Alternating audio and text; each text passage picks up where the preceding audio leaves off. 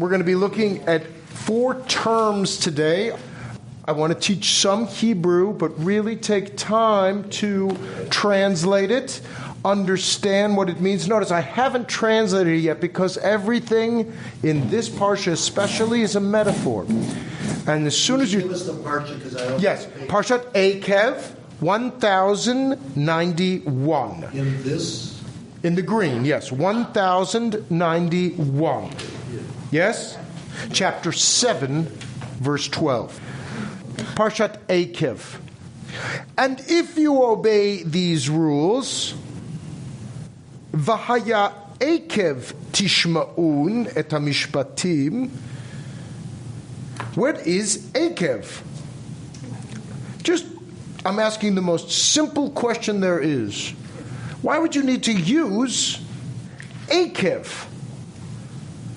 Rita's a fluent speaker. Rita, if you were going to say, if you're going to do something in Hebrew, you'd say, im. If. Right. Or ki'im. But it doesn't say that. It says Ekev. Now, Ekev is a name of one of our 4 fathers, Avraham, Yitzchak, and Yaakov. So Ekev Is short. is, well, it's a term what Yaakov means. And what is Yaakov's name from? Do you remember Jacob and Esau were struggling in the womb? And yes, he grabbed at the, Gus, your hand is up. He grabbed at the heel. The He came heel. out holding the heel. So Yaakov's name is heel. Yaakov, the heel. Now, what does that mean in this context? It is about Yaakov. And what was Jacob as a metaphor in our tradition? A wanderer, a struggler. He had calluses. He was not flowing and easy. He was not a big... Abraham was this noble justice warrior. Yitzchak was more... his name is laughter, but he's not a funny character. He's kind of diminutive in his structure between Abraham and Yaakov. Jacob's a kind of a heel guy. He's a heel guy. His feet are in the earth.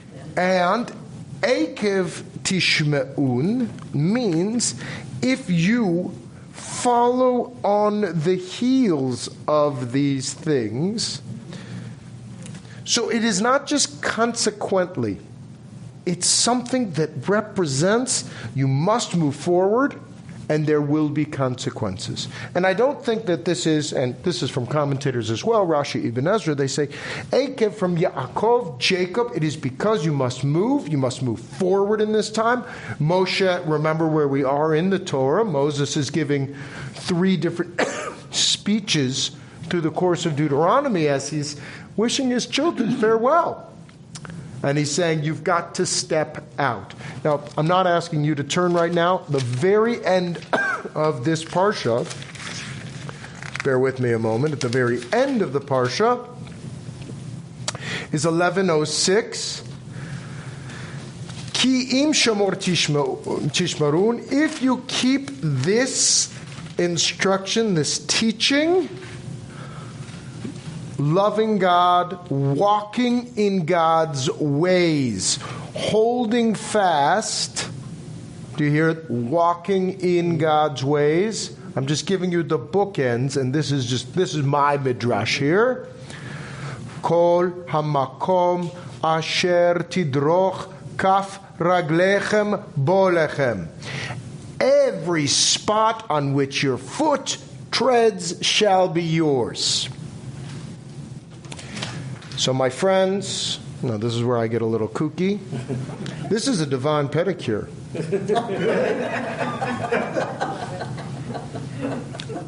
And I mean that really seriously. So now I'm going to give you a little story. Nathan came home from Camp Ramah. They wear flip-flops 24/7. I've seen some bad feet. He was really, after a summer at camp and all the... So I'm like, all right, we got to do this. This is medical. This is not spa day, but a kind of spa day. I took him to get pedicure, to get the calluses off the feet. It is a decallousing, this Yaakov, this Ekev Tishme'un. How do you, and this is, obviously I'm trying to be a little kooky here, funny, but, so what happens? He decalluses, and then what happens? It's so sensitive, and he wears the same stuff, he's doing the same thing kids do, and now he's hurt, right? He's got blisters. But why'd you make me do that? You're funny. I thought I was doing a nice thing. Let me return back to this parsha. This parsha is begging us to change. It is saying we are... Akaver akara means without progeny. That is the threat, that we will be wombless. This is back to this first page. Let me read for you. Faithfully the covenant you will make, you shall be blessed. Next page, 1092. You will find favor. God will bless you, multiply you. This is the good stuff. Blessing from your issue, womb, produce from the soil, new grain, wine, and oil, calving from the herd, lambling from the flock in the land to you that has been assigned. Blessed above all other peoples. By the way, the Midrash, I want to say verse 14, Baruch tihiyeh mikol ha'amim, in this context of Reconstructionist Judaism. I just want you to know, the Midrash already in Breshit Rabbah says, mikol ha'amim means because other people are inspired by your teachings. Not that God blesses you above other people, but your unique place in the world is a blessing for others to see. So, you can say Asher Bacharbanu Mikol Ha'amim and mean something entirely different. That comes from this. I will reward off all sickness. You will not bring upon you any of the dreadful diseases that you know, etc., etc. This is the first section of how God will clean house, so to speak, so you can inherit the land. If you follow my commandments. It's a good land. I'm keeping going. We're in the second section of the triennial. Now this is where it gets a little scary. Take care. Hishamer lecha pen tishkach, that you forget God and fail to keep commandments. Now I'm on page 1096. Verse 11. And just notice the waxing and the wane. Notice that shofar kind of sign or cosign of our religious life. When you've eaten your fill, you've built fine houses that look like Cape Cod to live in. And your herds and your flocks have multiplied. And your hedge funds have multiplied, and your silver and gold and Bitcoin have increased, and everything you own has prospered. Beware lest your heart, veram levavcha, your heart goes up, the haughty heart, and in the Bible, the heart is the mind. The heart is not what we consider the center of emotions and romance. The leiv, b'chol levavcha, is your mental faculty.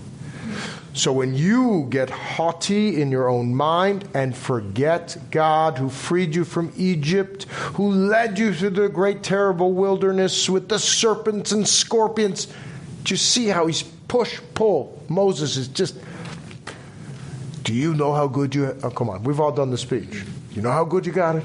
Do you know what my Zadie went through? I lived south of Wilshire, I'll tell you. Okay, that was too much. Shh. Who fed you in the wilderness with manna, ancestors you've never known, in order to rescue my own power with my own hand. Remember, it's the Lord your God, Adonai, who gives you this power to great wealth, the fulfillment. So this is where. Verse 19. V'haya im shachach tishkach. If you utterly forget God, Adonai, and follow other gods, I warn you, you'll certainly perish, like the nations will cause you to perish because you didn't heed God. This reward and punish, reward and punish. Shema Yisrael. And we've already heard in the last parsha, hear, O Israel. Shema Yisrael. You're about to cross over the Jordan, and you're about to take on a challenge that's much bigger than you. Who can stand up to these great giants? No, it is none other than God that is crossing at the head in this consuming fire. It is God who will wipe them out. Verse 3, and when God has thrust them from your past, do not say, God has enabled us to do this because of our virtues. It's because they were horrible. Because the wickedness of those nations, this is why they are dispossessed. Not because of your lo betidkatcha uv'yosher bilvavecha ata. It is not because of your virtues and rectitude. It is because of their wickedness that God is fulfilling the oath made to Abraham, Yitzchak, and Yaakov. So here, I really want to take a pause. Why is God doing this push-pull? Or Moses in his speech? Because remember, this is Moses' speech about what God did. It's not about you. This is not about you, but he's also at the same time, Moses is begging us, be good. Do the right thing. And if you do, I'll give you great reward. So is it or isn't it?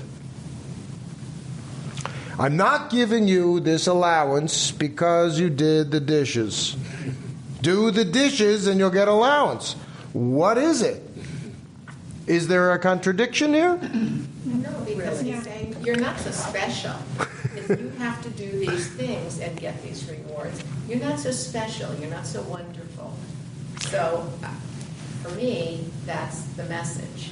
And has anybody felt this moment of feeling that special? I did this. This is mine. And then got knocked off your high horse the moment that you were like, this is what? Oh, yeah, it's because I know I do every day.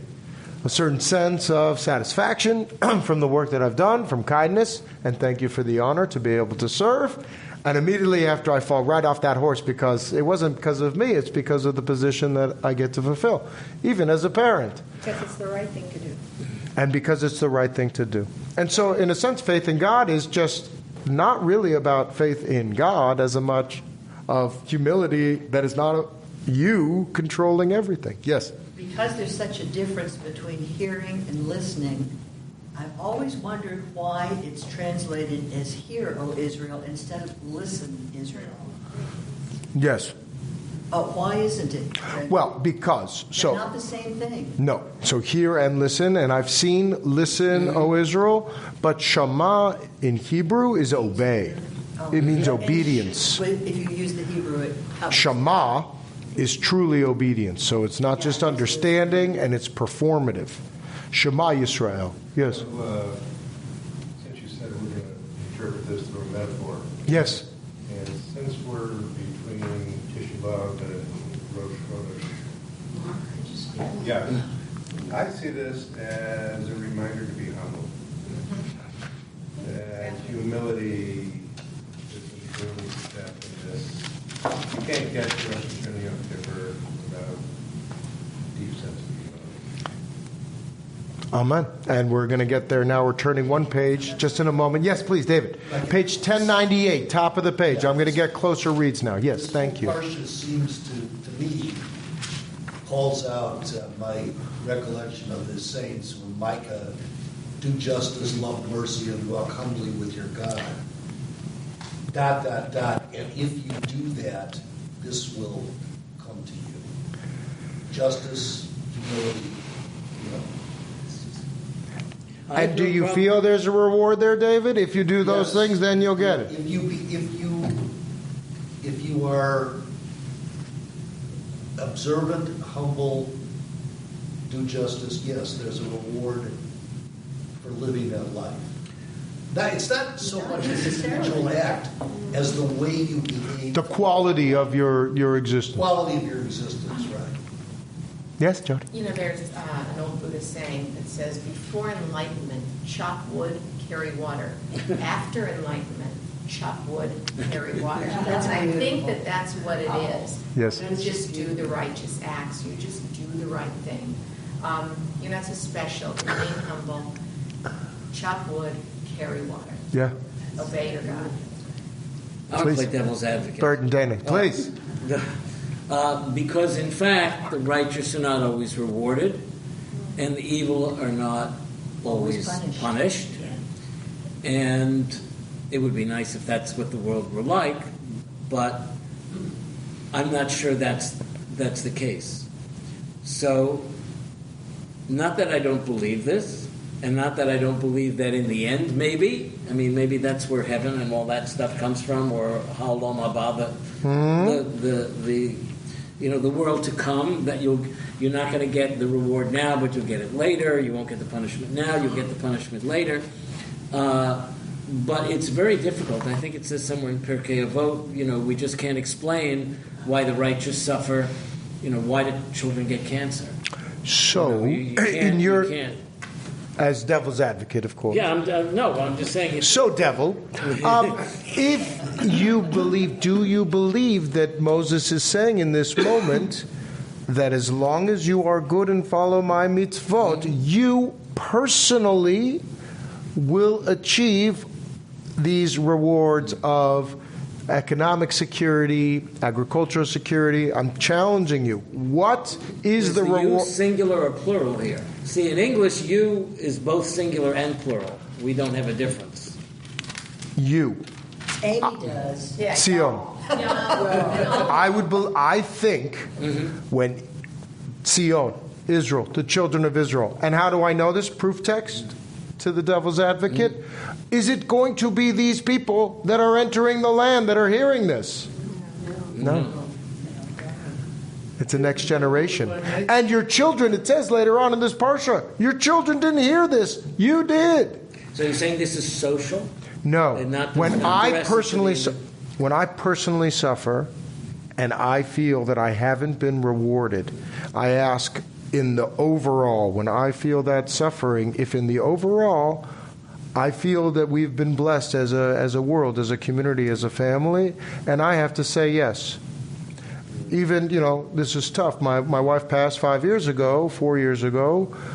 There was blessing. She was pissed. She wasn't happy at it, but she felt blessing. She felt punished, rewarded. Why do kids get cancer? And, ironically, I'm just going to challenge you with this. I love you being devil's advocate. You keep it coming. Often children, even in those stages of very challenging mortality, have a tremendous will, and there is the existential stuff often is coming from adults who are struggling with this justice. That doesn't justify it in the slightest. The question is, what is reward?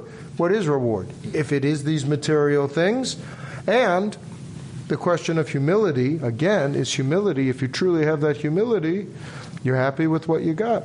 That's samech bechalko. And that takes a certain amount of what to do next, what to do next, what to do next. I'll look back and say, look, I was living in Morro Bay. It was a good life. Central Coast, public golf course. It was beautiful. That was reward, but it wasn't reward. Ultimately, it wasn't a satisfying life. So for me, work is reward in that sense. I'm challenging you to reconsider what that means without the world to come. Because I think that's the danger. I'll get mine. Well, I don't know what's going to happen on the other side, but I don't think you know what's going to happen tomorrow. Delay gratification. You got to figure out where we're getting these treasures here. Yeah, great. Good. Margaret, do you want to pass or you want to go? Because I remember Margot, Dana, and George. And then I want to get back, because I want to get back to Mark's point. It's right here in the text. Rabbi, this is Al, it's not George. No, that's... He's doing it again. He's doing it again. He's got a real problem. Right, he does. Chicago, Dorchester. I'm getting even the towns. Margot, please. I don't mean to drag you away from that point, but I was just thinking every day in our daily prayer book, we have the prayer of if you do this and that kind of thing. Is that from this? The second paragraph of the Shema, it's a little earlier. It's in Vayetchanan. It's in the Parsha right before this. And absolutely. And I would only say, yes, you will have swings and vicissitudes. But if you try to mark each of your successes directly related to a good deed, I believe that we will fail in trying to play God in that prognostication. Oh my God, I did this mitzvah, and that's why I got into Harvard. I just fair warning. But yes, and Moses, I think what we miss in this, he speaks for God in this very powerful way. He's also losing control. He's that dad talking to the college kid before they go to college. What are you going to do? You're going to be texting for the next 4 years, and you don't know what's going on over there. He is speaking for God. By the way, he gets it wrong in this text as to what happened. Like, for example, when the golden calf, he says, I threw it into the water. He molded it into dust. He actually made him drink it, which shows you that it's actually a later interpolation, perhaps, but that's a different question. Let's get back to the text, back to Torah. Sorry, I go far afield, although, yes. Dana, George, Al. Thanks. Now I have another name. I was so inspired by the metaphor of the ram's horn. Yes. Because that is our life, that's our annual life, and that's what this message is all about. That you start here and it's good, but be aware that the current is going to continue, even in your day, and I think that's part of our Jewish tradition. So much. And what I really want to do is what I did with a lot of the high school kids, and it's so hard to see on the day-to-day, the up-to-down, let alone. Day 1 was great, let me just tell you. Day 2 is a challenge. You got to follow up, you got to work.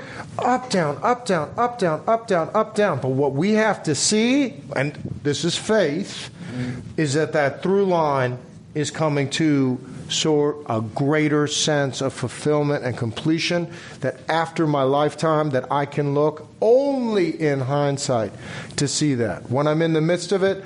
Now, there are those that are believing that.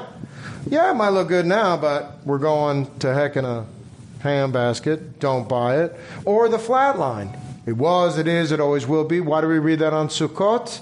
Because we spent so much time encouraging us, pushing us, pulling us. I also warn, I call this the spiritual VIX, right? The volatility index. You've got to watch yourself when you're getting to Jeremiah, who as a prophet was also manic depressive. And so when we outdo ourselves, look at me, I just bought the entire IKEA. Slow your roll. Okay, this is just all to this point. I'm good. I'm glad you're inspired by the shofar, because this is what the rabbis really insisted. You cannot, because some ibex have a straight. Have you ever seen that? Yeah. Have you seen people blow a straight shofar? Much harder. You don't get the sound. No, you do. The rabbis wouldn't allow it. No, because you're carving it out. The rabbis wouldn't allow it. The metaphor. Vayadata. Now I'm going to get to. Oh, I'm excited. I'm going to set you up. I got 15 minutes. But let George have his. Oh, please. Al, continue. You mentioned the word faith, and this is maybe part of the religion. Religion is supposed to have faith, and we have faith that this is going to occur, even though it doesn't. And Kierkegaard said the greatest magic or what have you, that you believe in, the greater the faith you have. So if you believe, you have the faith that it's going to happen, even though there are ups and downs. And I just want to go back to Jody. And how do I live that faith? Chopping wood. Doing dishes. Yeah. Oh, yeah. Dishes make the best introduction. You want love? Do. So it's not so. And Kierkegaard, for me, it's a little highfalutin in that. The angel's in the details in that kind of way. And these are the mitzvot that we're really talking about in these broad strokes. But mitzvot are, and you'll notice, and it's so important in this parsha that he has transformed the Ten Commandments. Oh, I'll do that. Oh, there's just too much good stuff. The Ten Commandments do not talk about the poor, visiting the sick, the widow. It's just not in the Ten Commandments. It's about bearing false witness. But he is transformed in this speech. You know what it's all about? It's about the poor, the ger, the stranger. That's a total reinterpretation. It's a social, on the ground. It is not, I am the Lord your God with a mighty. It is. But what is that translated into? These humble notions of the bent. Yes? I think Al has it just right. Yeah. I look at this as the perfect... Who am I? I've been asking that question. Who am I? I think it's the perfect aspirational speech from a leader to the people. Yeah. Behave this way, maybe for every day isn't going to be roses, but every day wake up and thank God for being here. And over time, this is going to be this is the right way to behave, to achieve. Amen. Well, to achieve maybe happiness, but to achieve long life on this earth and endure with great love. Because if you look at Yaakov, Ekev, he looks back at his life and he tells his kids, long and hard. It was a toughie. Didn't love it. You know, the end of my grandfather's life, it wasn't, I wax poetic. This was tough. You know, kids are tough. Grandkids are tough. It was tough. He lived a beautiful life. 99, we celebrated him fully. And I know that in that grizzle, you know, when my grandpa used to, the 2-day unshave, and he would just make sure that was the way he loved. So I'm cautioning you ever so slightly. How we have happiness and joy is often not in what we proclaim, but it's in how we live. And I do want to... A corollary. Yes. There are people who bargain with God with that in mind. If you give me this, I promise forever I will do that. Margot was mentioning it, second paragraph of the Shema, which some would take out. I would say just watch your volatility index and what that through line is. So to back, 1098.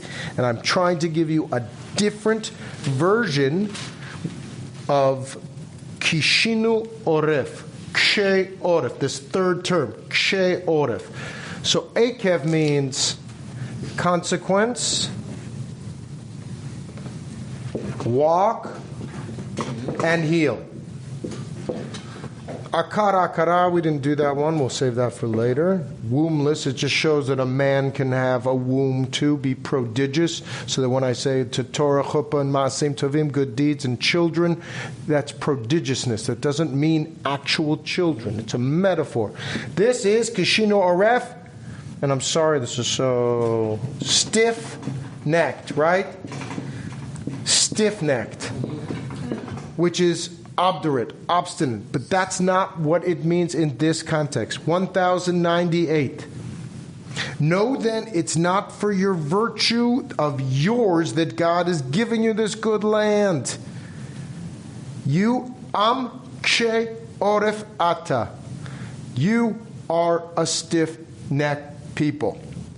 Notice that stiff-neckedness is the opposite of good. Therefore, and what is kash? Kash is summer straw. What is straw in summer? Dry and brittle. Therefore, stiff-necked. I said obdurate, meaning stone-like, pillar. No, it's weak. It's stiff and weak.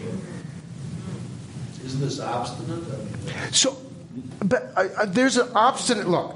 When I have a 12-year-old girl who's obstinate about, resisting, that's obstinate. That's strong.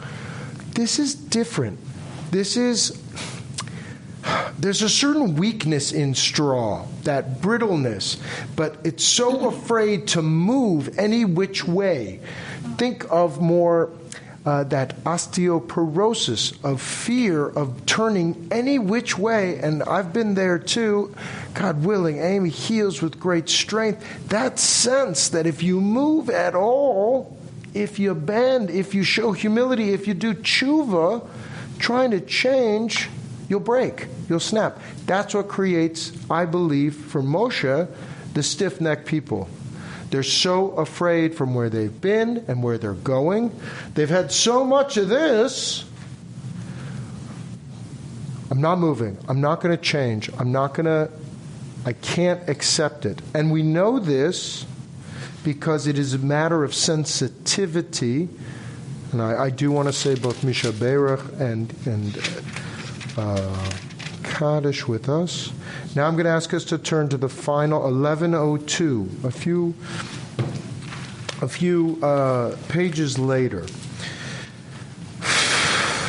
This is getting tricky, and this is why I wanted to talk about the male having a womb, because yes, females also have, quote-unquote, mental foreskin.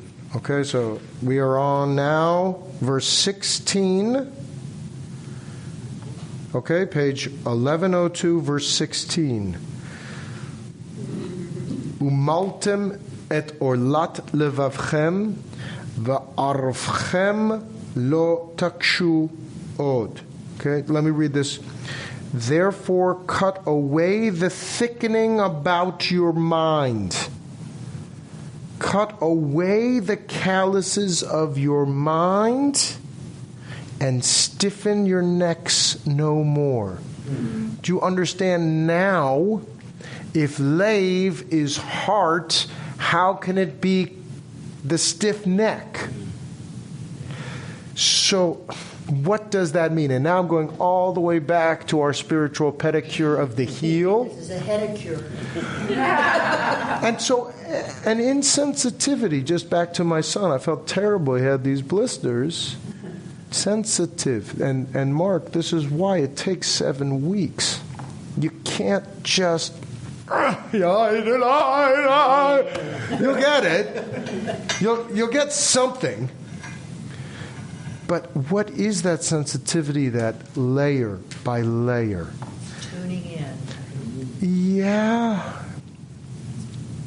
Well, it's to be shifted and changed. I mean, I know my resistance when I meet each... It's tearing down before you rebuild.